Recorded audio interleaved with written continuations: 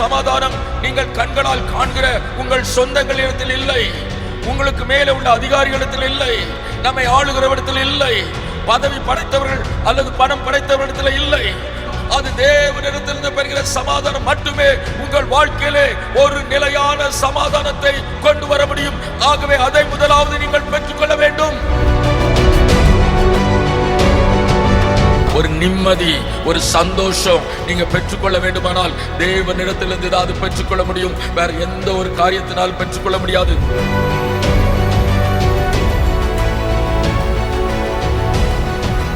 அவர் உங்களை தொடுகிறார், ஒரு விசேஷித்த அனுபவத்தை தருகிறார், ஒரு விசேஷித்த ஒரு சமாதானம் உங்களுக்குள்ளாய் கடந்து வருகிறது. பயங்கள் உங்களை விட்டு எடுக்கப்பட்டு போடுகிறது. எல்லா பயங்கள், எல்லா வேதனைகள், எல்லா கஷ்டங்கள் அது விலகி போகிறது.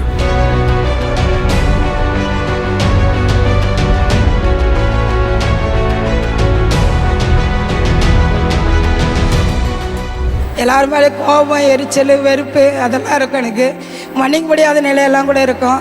சமாதானம் இல்லாமல் இருப்பேன். வீட்டில் இருக்கிறவங்க மேலே கூட எரிச்சல் படுவேன் நிறைய. அந்த காரியத்திலேருந்து கர்த்தர் இன்னைக்கு எனக்கு முழு விடுதலை கொடுத்தாரு.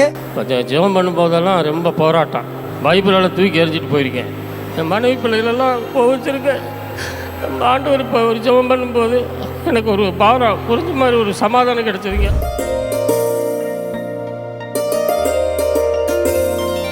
வரும்போது ரொம்ப கஷ்டத்தோடு வந்தோம், இப்போ நல்லா ஃப்ரீயாக இருக்கும். சமாதானமே இல்லாமல் ஒரு கவலை கண்ணீரோடு வந்தோம். எங்களுக்கு இந்த ரொம்ப சமாதானத்தை கொடுத்தாரு ஏசப்பா.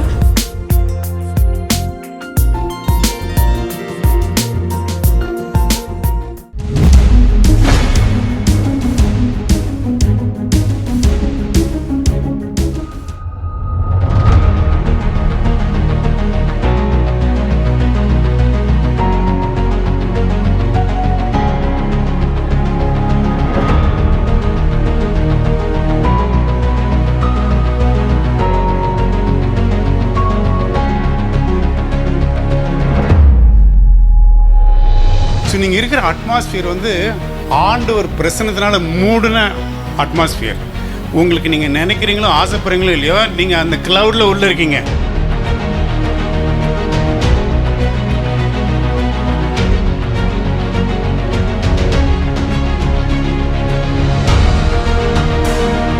நீங்கள் ஸ்பிரிச்சுவல் வார்ஃபேர் பண்ணும் பொழுது பூலோகத்தில் நின்று பண்ணக்கூடாது, நம்ம ஆவிக்குரிய மண்டலத்தில் நின்று ஆவிக்குரிய காரியங்களை கட்டும் பொழுது சாத்தானோட வல்லமைகள், சத்துவங்கள் அழிக்கப்படும்.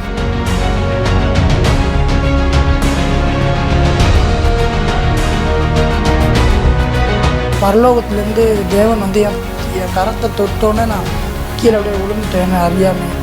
நீங்கள் அதை பார்த்தீங்க, பரலோகத்திலேருந்து தேவன் அவருடைய கரத்தை நீட்டினதை பார்த்தீங்க. புறா மாதிரியே அபிஷேகம் இறங்கிச்சு, இறங்கி மேலே அப்படியே பூக்கிற மாதிரியே சொல்லி மாதிரி எப்படி ஃபீல் பண்ணணும்.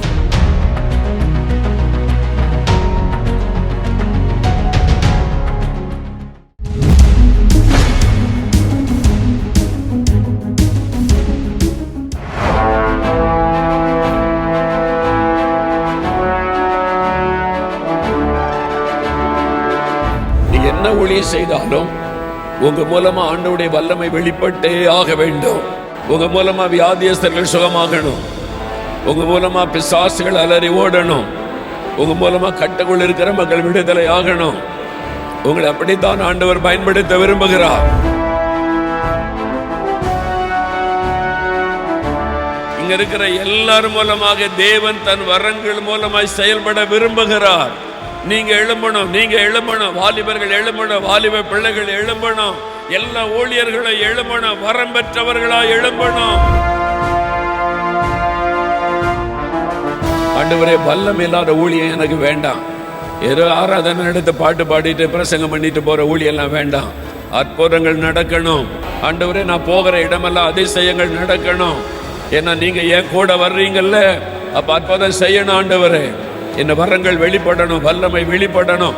எனக்கு இந்த வரங்கள் வேணும், வல்லமை வரங்கள், வெளிப்பாட்டு வரங்கள் வேணும். ஒவ்வொருவர் மேலும் வரங்களில் வரங்கள் வல்லமையினால் நிரப்புங்க ஆண்டவர் வல்லமையினால் நிரப்புகிறபடியா எல்லாரும் கரந்தட்டி ஆர்ப்பரித்து பெற்றுக்கொள்றீங்க. இந்த அபிஷேகத்தை பெற்றுக்கொள்றீங்க.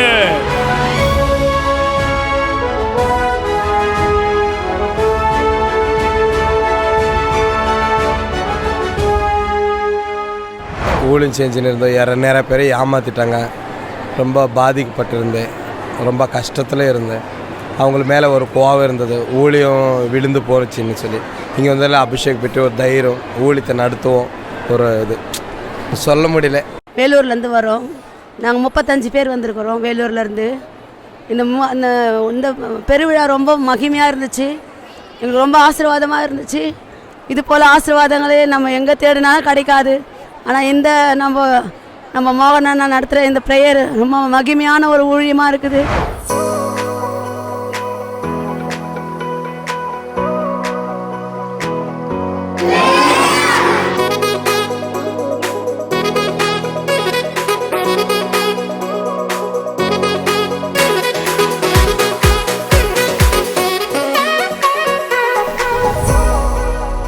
உனக்காக எனக்காக சிலுவையில் உயிரை கொடுத்தா தெரியுமா? அந்த நல்ல செய்தியை சொன்னா ஏசப்பா அதே இடத்துக்கு வந்துருவாரு. ஏசப்பா உடனே அற்புதம் செஞ்சிருவாரு. யாரை வச்சு? உன்னை வச்சு.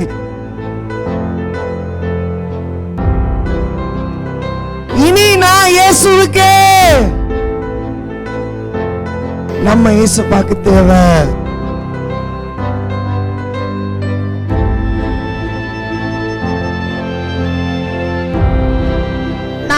ஜெபிச்சிட்டு இருக்கப்ப ஏசப்பா நீ செய்த பாவத்தெல்லாம் மன்னிச்சிட்டேன், நீ நல்லா சுவிசேஷம் அறிவிப்ப, உன்னால நிறைய பசங்கள்லாம் ரட்சிக்கப்படுவாங்கன்னாரு. நான் நல்லா ஜெபிச்சுட்டு இருக்கும் போது, அந்நிய பாஷையில நிரம்பி ஜெபிச்சுட்டு இருக்கும் போது ஏசப்பா இங்க இறங்கி சொன்னாரு, உன் மூலியமா நிறைய பேர் ரட்சிக்கப்படுவாங்க, நீயும் சுவிசேஷ ஊழியத்தை சொல்லணும் அப்படின்னு ஏசப்பா என்கிட்ட சொன்னார்.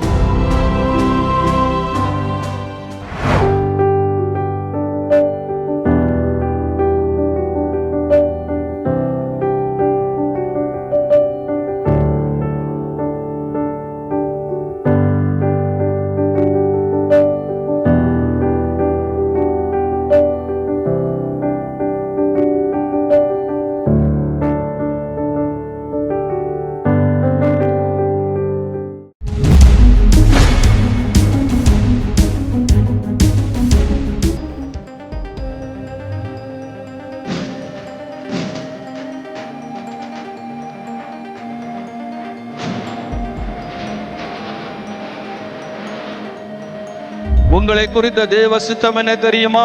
நீங்கள் வெறுமனவே கனி கொடுக்கிறவர்களாக மாத்திரம் இருப்பது கர்த்தருடைய சித்தம் அல்ல. நீங்கள் கர்த்தருடைய வல்லமையை வெளிப்படுத்துகிறவர்களாக இருக்க வேண்டும்.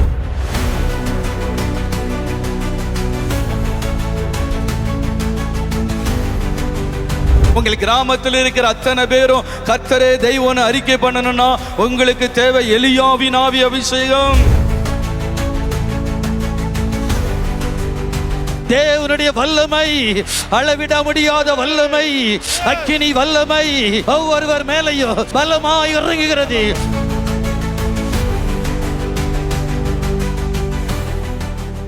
எலியாவின் அபிஷேகம் சொல்லும் போது அந்த இடத்துல உடனே சுற்றி அப்படி கீழே விழுந்துட்டேன். அதுக்கப்புறம் அக்கினி அபிஷேகம் உங்கள் வாயில் எசப்ப கொடுப்பாங்கன்னு சொல்லும் போது அதை நான் பெற்றுக்கொண்டேன். அப்புறம் ரொம்ப நாள் குறுக்கு வலி அதிகமாக இருந்தது. அப்படி தலையில கை வச்சு ஜோம் பண்ணும்போது அது சுகம் கொடுக்கும். கரங்களை தட்டி ஆண்டவருக்கு மகிமை செலுத்துங்க.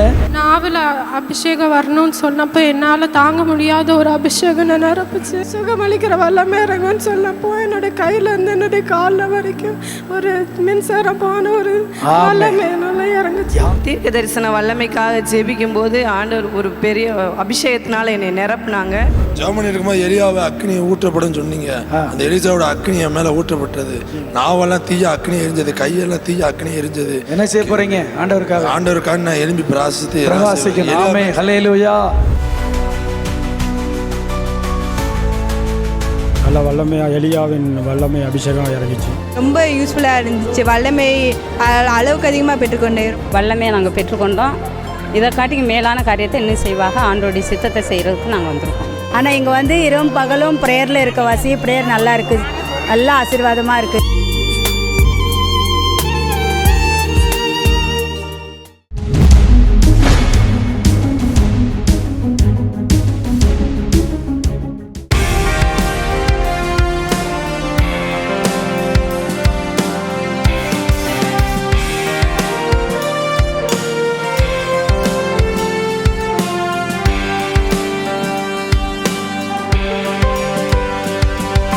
இப்போ நீங்க ஜெயிலில் அடைக்கப்பட்ட நிலைமை, இப்போ நீங்க தனித்து விடப்பட்ட நிலைமை, இப்போ நீங்க குற்றப்படுத்தப்பட்டு காயப்படுத்தப்பட்ட நிலைமை. ஆனால் ஒரு நாள் வருகிறது, உங்களுடைய குடும்பத்துக்கே நீங்க தான் ஆசீர்வாதமா இருக்க போறீங்க. உங்க ஊருக்கே நீங்க ஆசீர்வாதமா மாற போறீங்க. நீங்க திரள் கூட்ட மக்களுக்கு ஆசீர்வாதமாய் உயர்த்தப்பட போறீங்க. தேவன் உங்களுக்கு குறித்த ஒரு பெரிய திட்டம் வைத்திருக்கிறார். தடைகள் விலகி உங்களுக்கு வழி திறக்கப்படும். நீங்கள் நினைத்து பார்த்திராத உயரத்திற்கு தேவன் உங்களை கொண்டு செல்வார்.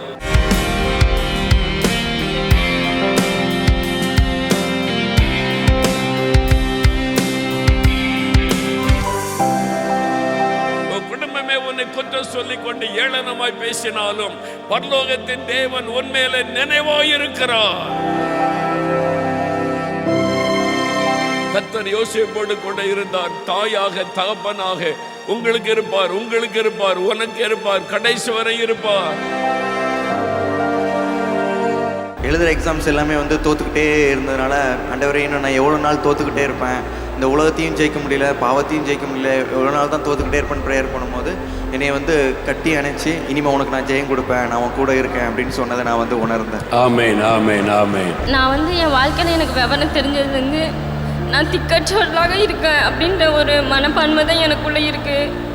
எவ்வளவோ நான் முயற்சி செய்வேன், ஆனால் எதுவுமே எனக்கு விளங்காது. காலேஜுக்கு போனேன், எதுவுமே எனக்கு விளங்கலை. ஆனால் இந்த நாளில் ஏஸ்பா கிட்ட நான் ஒப்பு கொடுத்தேன். ஏஸ்பா எனக்குன்னு நீங்கள் இருக்கீங்க, நீங்கள் சொல்லுங்கன்னு ஏஸ்பா கிட்ட நான் சொன்னேன். ஏஸ்பா அவரோட கரத்தை விரித்து, நீ என்னோட மக, இனி நான் உன்னை திக்கற்றவர்களாக விடேன் என்று ஏஸ்பா எனக்கு வாக்கு கொடுத்துருக்கேன். மீட்டிங் ரொம்பவே பிளெஸ்ஸிங்காக இருந்துச்சு. என் மனசில் இருந்த பாரம் எல்லாமே போச்சு. என்ன நினச்சி வந்தனோ அது ஒன்னொன்னுத்தையும் ಮೋಹನ್ ಸಿ ಅಯ್ಯ ಪೇಸ್ನಾರು. ನಾವು ಏನೇನು ಎದುರು ನೋಡಿ ಬಂದ್ವೋ ಅದೇ ಥರ ದೇವ್ರು ಈ ಸ್ಥಳದಲ್ಲಿ ನಮ್ಮ ಜೊತೆ ಮಾತಾಡಿದ್ರು. ಅದು ಮಾತ್ರ ಅಲ್ಲದೆ ನಮ್ಮನ್ನ ಅಭಿಷೇಕಿಸಿ ದೇವರು ನೂತನ ಪಡಿಸಿದ್ದಾರೆ. ಅದಕ್ಕಾಗಿ ದೇವರಿಗೆ ಸ್ತೋತ್ರ. நான் ரொம்ப நாளாக ஏன் நம்ம வாழ்கிறோம் அப்படிலாம் நினச்சிக்கிட்டு இருந்தேன். ஆனால் ஏசப்பா அன்னைக்கு என் கூட பேசினாங்க. யோசேப்போட இருந்த கர்த்தர் உங்க கூட இருப்பாங்க அப்படின்னு சொல்லி எனக்கு ரொம்ப சமாதானமாக இருந்துச்சு. எனக்கு அபிஷேகத்தில் ஆண்டவர் நிரப்புனாரு. எதுக்கு வாழ்கிறோம் என்னத்துக்கு வாழ்கிறோன்னே தெரியாமல் இருந்தேன். ஆனால் இப்போ எனக்கு ஒரு பலன் கிடச்சிருக்கு. ஏசப்பாவுக்காக வாழணும்.